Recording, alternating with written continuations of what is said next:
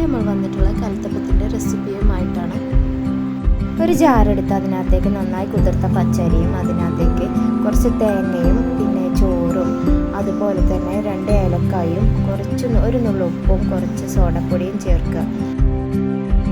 കുറച്ച് വെള്ളം കൂടിയും ചേർത്ത് നല്ല ജീരകവും കൂടിയും ആഡ് ചെയ്തതിന് ശേഷം മിക്സിയുടെ ജാറ് അടച്ച് നന്നായിട്ടൊന്ന് അരച്ചെടുക്കാം.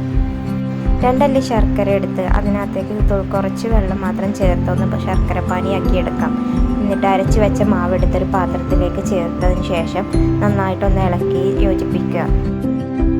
ഇതിനകത്തേക്ക് ചൂടോട് കൂടി ശർക്കര പാനിയം ചേർത്തതിന് ശേഷം നന്നായിട്ട് കട്ട പിടിക്കാതെ ഇളക്കി യോജിപ്പിക്കാം.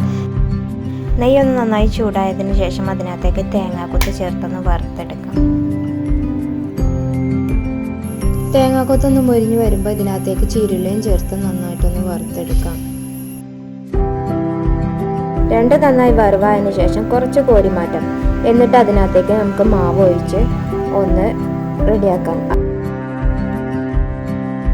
വറുത്ത് കോരി മാറ്റിയിരിക്കുന്ന തേങ്ങാക്കൊത്ത് നമുക്ക് ബാറ്ററിൻ്റെ മുകളിലേക്ക് ഒന്ന് ചേർത്ത് കൊടുക്കാം.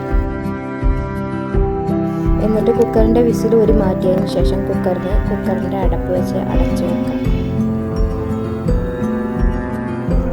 കുറച്ച് നേരം ഹൈ ഫ്ലെയിമിൽ ഇട്ടതിന് ശേഷം പിന്നീട് ലോ ഫ്ലെയിമിലേക്ക് മാറ്റി വേവിക്കാം. എന്നിട്ട് ചൂടാറിയതിന് ശേഷം കുക്കറിൽ നിന്ന് പ്ലേറ്റിലേക്ക് നമുക്ക് മാറ്റാം.